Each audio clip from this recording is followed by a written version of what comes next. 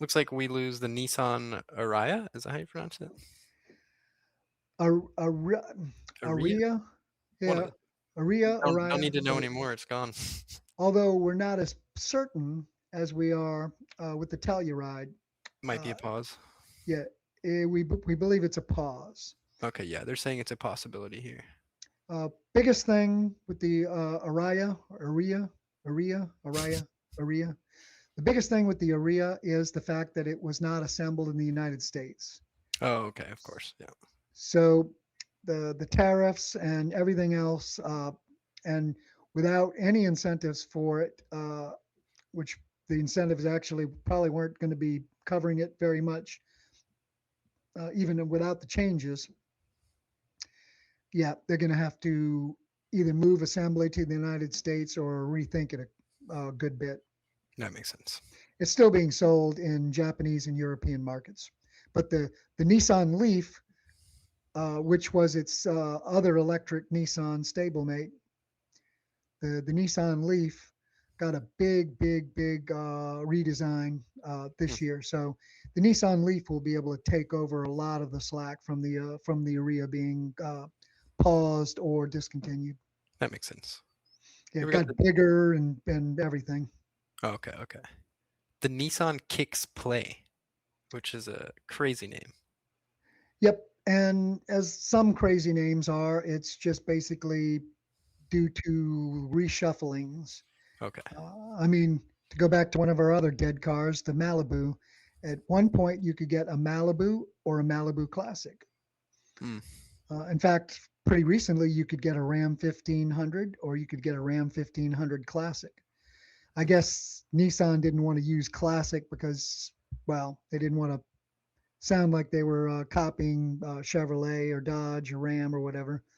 So when they came out with a completely redesigned, much more powerful Nissan Kicks that for the first time offers all-wheel drive, they decided to keep the old Kicks in play, if you'll excuse the play on words. In fact, maybe that's how they thought of it. Yeah, we'll keep this old one in play. So they kept the older model going because it was going to come in at a much lower price point.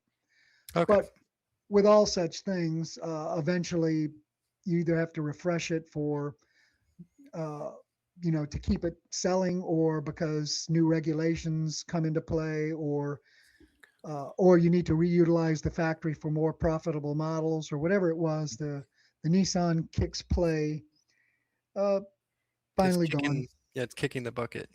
Yeah, I think it was only 2 years, maybe. The Nissan Versa. Yep, this was a little bit of a surprise to me because I this see a lot of was, yeah, for a very long time, this was the least expensive new car that you could get in the United States. that makes sense. Yeah. And it wasn't well loved, but it was a decent new car with a good warranty that a lot of people could afford the payments on. And I imagine it's both a victim of uh, tariffs because the Versa is not assembled in the United States, but also a victim of lack of profitability because when you're selling a car significantly under 20,000 these days, that that's like selling a sandwich for 75 cents. It's, Mm. you after you buy bread and bologna, you don't have much margin there. Yeah, that makes sense. Let's see what else we got on here. The Polestar 2. I think this list has gotten longer since I looked at it. We're gonna be here all night. Well, they just added the Hornet, I know. Yeah, I think so. Yeah. Yeah, the Polestar 2 was the first Polestar that was all electric. And Polestar is Volvo's all electric, boutique brand. It's a strange bird. First of all, it ticks off Volvo dealerships because it's a non-franchise model. They sell them through their own boutiques or whatever, what have you. Hmm. But the first model was the Polestar 1, which was actually a plug-in hybrid, and that's gone, of course. Mm. And the 2 was the first regular full EV, and now they have the Polestar 3 and 4, uh, and so I guess didn't want to have too many numbers on the plate. Hmm. It's still interesting to see, because now Volvo itself has many dedicated pure EV models. They change the names on them every few years, so it's hard to keep track of them. Hmm. But yeah, EX40, the new EX90, which is basically an all-electric version of their XC90, uh, you know, premium three-row sport utility. But so it's going to be interesting to see what plays out at Polestar. Have to look at their sales and everything, but they have limited places that you can buy one. I've actually seen them in the wild a few times. Strangely enough, where I have seen Polestars on more than one occasion was parked at a Buick GMC dealership, plugged into the dealership's charger. Interesting. Next one. This one's making the car and driver editors sad. The Porsche 718 or 718.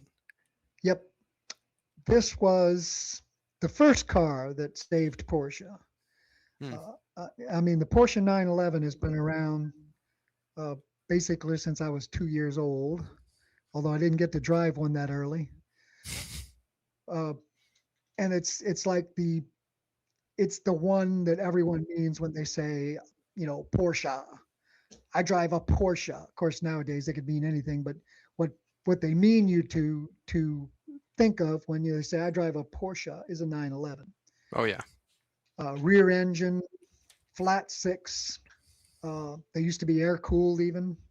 Quirky, cool, handling that would kill a man that didn't pay attention. Kill a few that did pay attention, and expensive. Hmm. So the 718, which that's a recent name, came out first as the Boxster. Okay.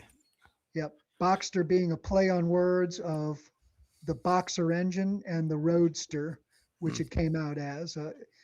And unlike the 911, which has always had a tiny little rear seat that serves no knowable use to most anyone except to keep insurance lower. But I don't see why anyone buying a Porsche was worried about insurance. It might be some European regulation or something but so the Boxster came out as a two-seat sports car and mid-engine instead of rear engine. Hmm. So its natural handling would be much safer, much more stable, and it came in at a lower price point. So they sold a lot more Boxsters than Is it six? 911s. Was it six figures still?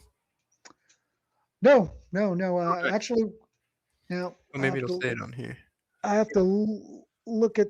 But when it came out, no, it was significantly under six figures. Let's see Oh what it. yeah, like 70,000. That's probably not the original though. Yeah, 76,895 was the base price Nice. when they discontinued it. Okay, yeah. Uh, but yeah, it's much less. I want to say 40,000, maybe under Oh wow, 40,000 yeah. If even. I could get a Porsche for 40K, I would. Yeah, of But honestly, course. I I might hold was out for the 911. Yeah. I'm pretty sure the 911 is six figures, absolutely. For the base four-cylinder Oh yeah. Oh, it is. Yeah. regular model. Yep. So this is a confusing one because sales are still good for the 718, or at least Hmm. basically. They also have a coupe version that came a year later called the Cayman. And then when they did the last redesign, they tacked the number on.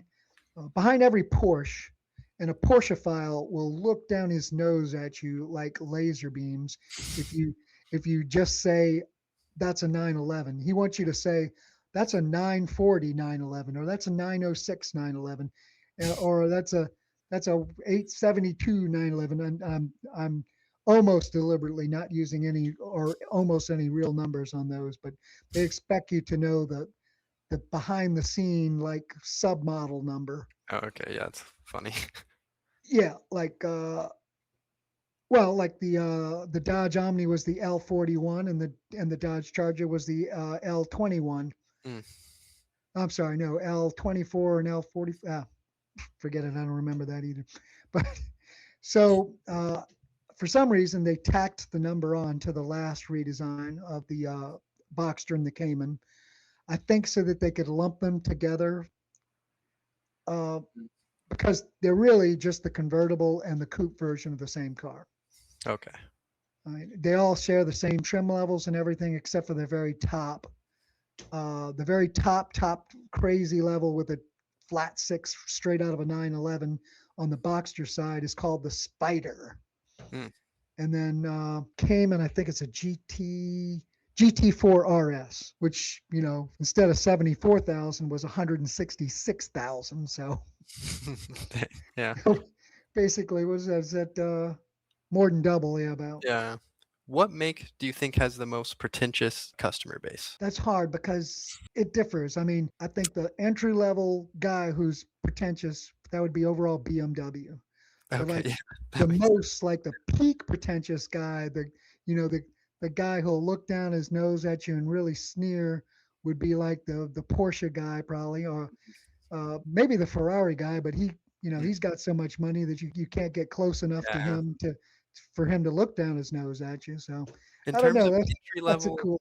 I think at least when I was younger, people that drove Miatas were pretty annoying, I thought. Oh, oh, even people who used to drive Priuses could be that way sometimes, or at Mm, least that was that the makes sense. perception. Yeah, yeah, full of themselves. Yeah, our friend Ed Payne just bought a brand new Prius. He loves it. Oh, that's funny. I never would have expected that. He used to what, have like a Rolls Royce or something? Didn't he? No. No, no, not a Rolls Royce. What did he have? Oh, he's had all sorts of interesting things. Well, he's even had a Shelby GLHS. Okay, okay. He didn't have like a Ghost? No, that's what he called the car. It wasn't a Yeah, Rolls Royce Ghost. that was his Chrysler 300 SRT8. Oh, okay, okay, okay. Yeah, You tricked me. called the Ghost. Yeah. Yeah. Yeah, there's no trademark infringement if you give your own car a nickname. Okay, yeah, true.